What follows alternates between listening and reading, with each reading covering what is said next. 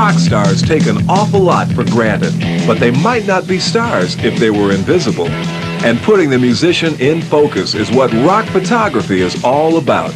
To a great extent, it's the cameramen and women who are responsible for the star's identity.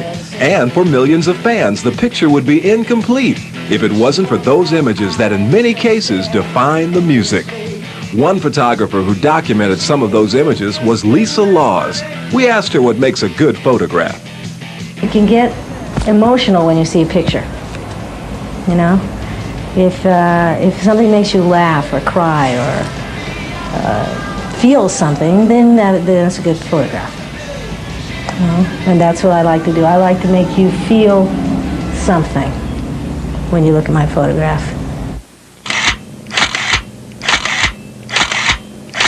Laws reminisced about one of her more memorable subjects, Janis Joplin. And once she came to New Mexico, and this was at the very end, just before she died, and she got off the airplane. She was at the La Fonda in Taos, and she said, "Lisa, you can help me. And I said, "Oh boy, I can finally get to help Janis. What can I do?" And she says, "I'm tired of these city men. I want me a mountain man." So I found her a nice mountain man. No, it just can't be. Another photographer who got his start in the 60s was Baron Wolman. When Rolling Stone magazine first began back in 1967, he was their frontline cameraman, documenting the sweat and glory of a movement that suddenly turned into a culture.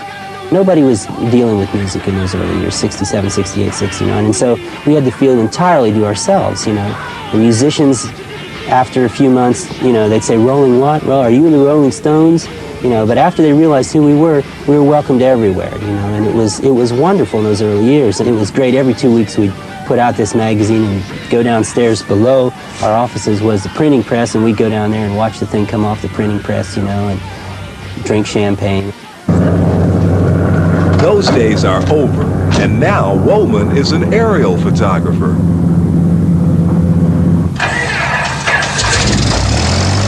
As soon as I got up in the plane and started flying around on my own, I realized not only was it fun, but it looked real good down there on the ground. And since I was a photographer, I figured, well, it's a good way to mix the things I love to do, taking pictures and flying around. The wonderful thing about aerial photography is it's symbolically, it takes you symbolically above all your problems, and it takes you, in fact, above all your problems. Picture taking certainly isn't for everyone. For some, the satisfaction comes from collecting rather than printing.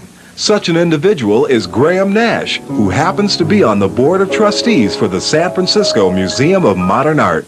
We asked Nash about his extensive collection.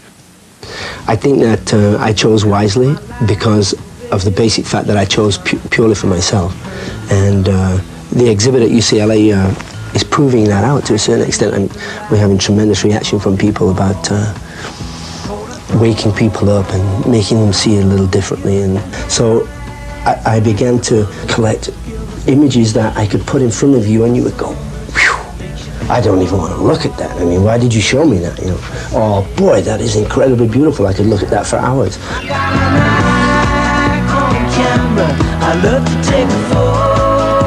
Whether you're collecting pictures or shooting them, it's the captured moment that counts. And in rock and roll, that moment has to look as sharp as possible.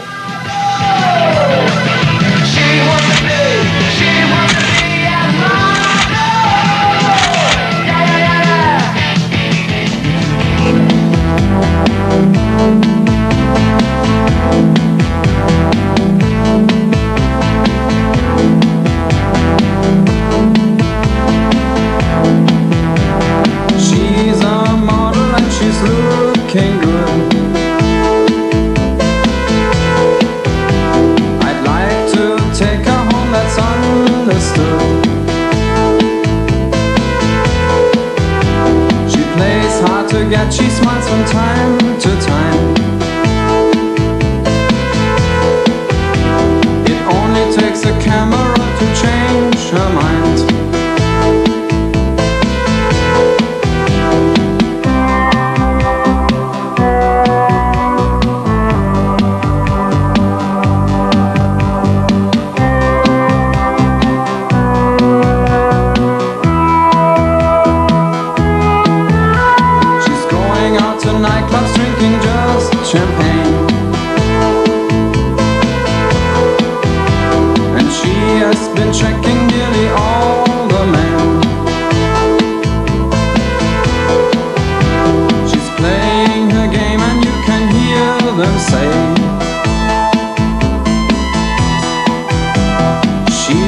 looking good for beauty, we will pay.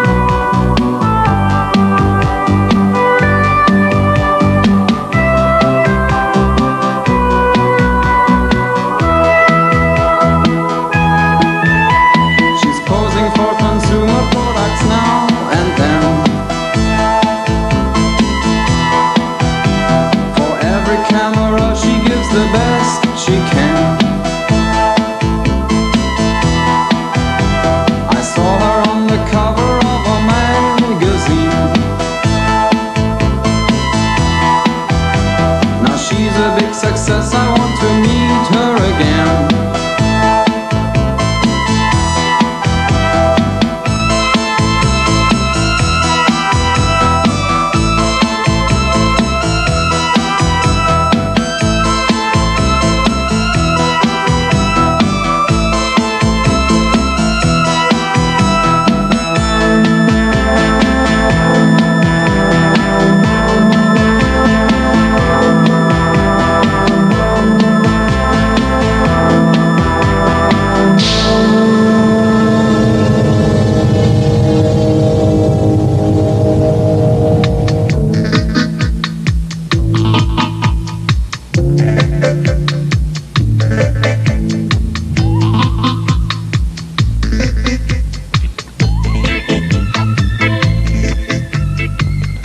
One singer who used fashion as a training ground for performing is the striking 6-foot Jamaican-born Grace Jones.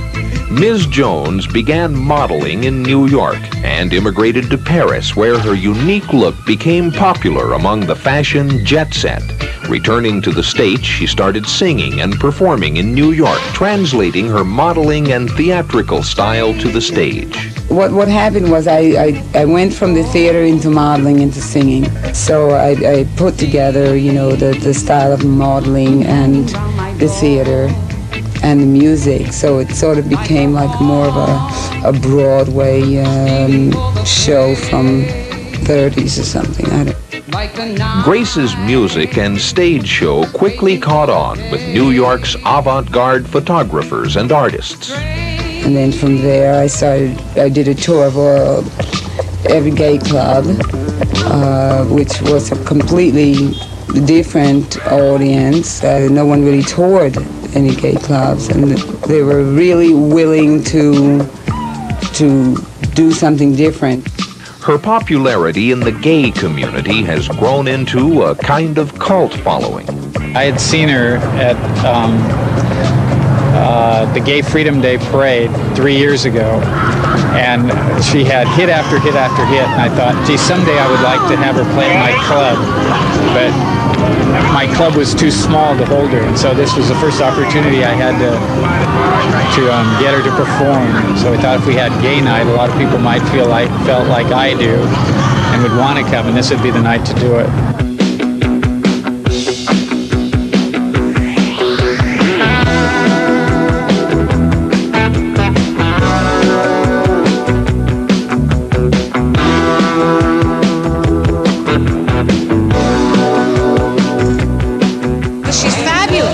She has great attitude. Oh God, don't tell me about Grace Jones. She's my number one. My friends nickname me Grace. I like the fact being a cult. I think it's a strong foundation. You know, that you have a very loyal audience, not just people that are just there one day and then gone the next.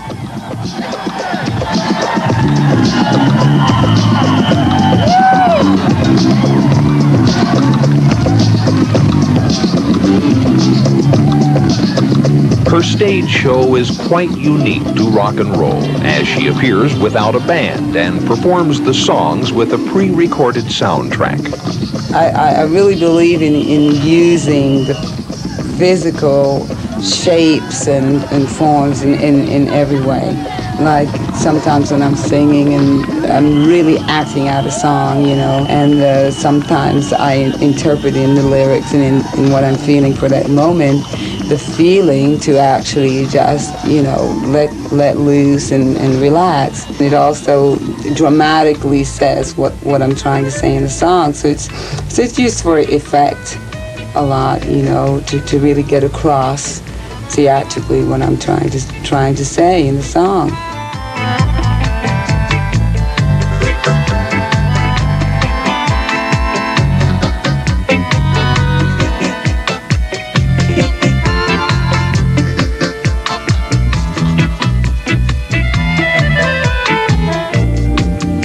Dans sa chambre, Joël et sa valise. On regarde sur ses fringues, sur les murs des photos, sans regret, sans mélo. La porte est claquée, Joël est barré.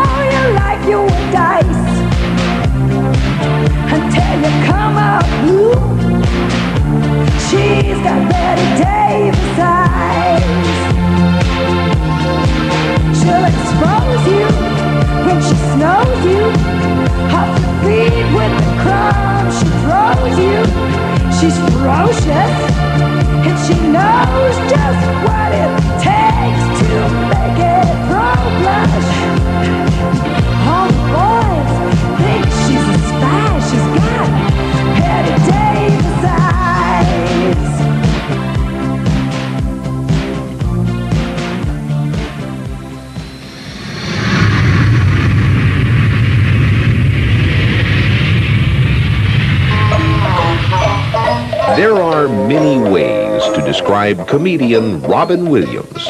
Sensitive? Really? Maybe.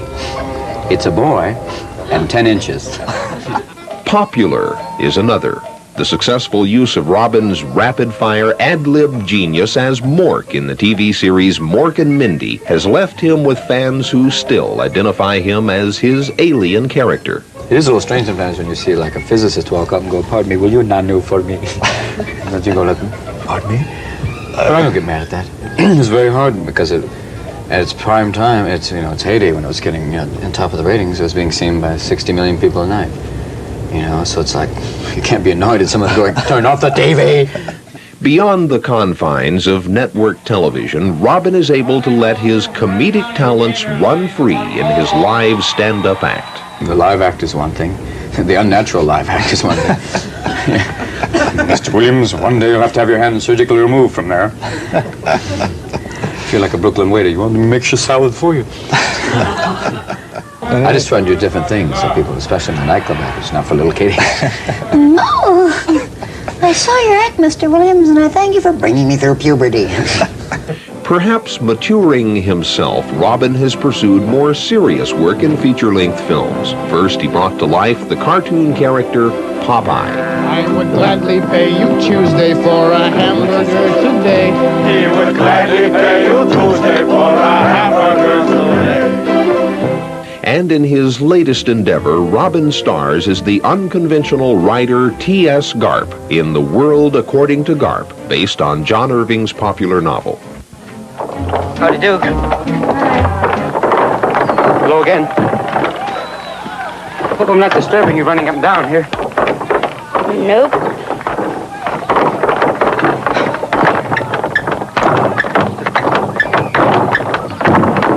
It's distracting, isn't it?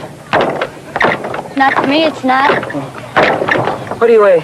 About 112 or so? 113. Oh, pleased to meet you. 158 on the way to 147. Sorry about that. Oh. My name is T.S. Garp.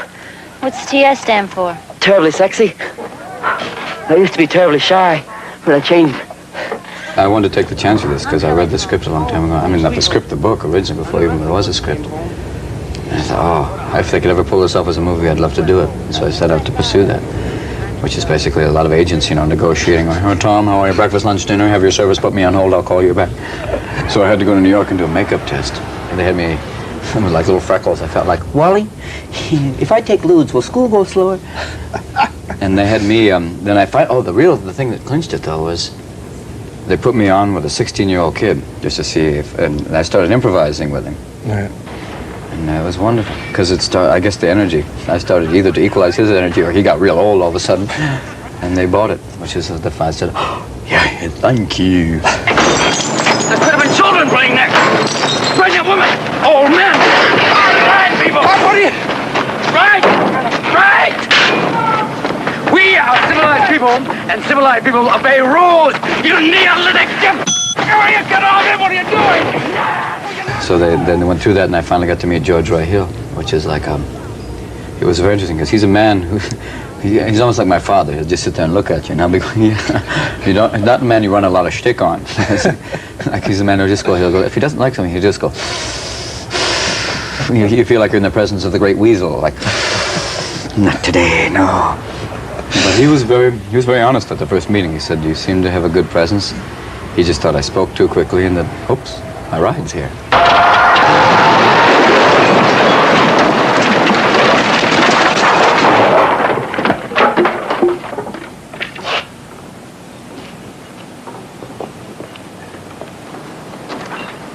We'll take the house. Garp. Honey, the chances of another plane hitting this house are astronomical. See, it's been pre-disastered. Despite his credentials, casting Williams as Garp appears not to have been a disastrous choice. I think he was more than a good choice. I think he was the only choice. He was a fantastic choice. In fact, he wasn't even disruptive on the set. He didn't throw pies in my face or trip me as I was entering the stage or anything. But he did crack us up a lot as well. So Robin Williams can add Garp to his repertoire alongside Mork and Popeye. Surprisingly, this cast of characters has something in common. Someday, if you have a script with two names, call this number. Whether or not Robin gets a role with two names, he knows he can always resort to... Excuse me, how are you doing? Would you like to buy some old Mork dolls?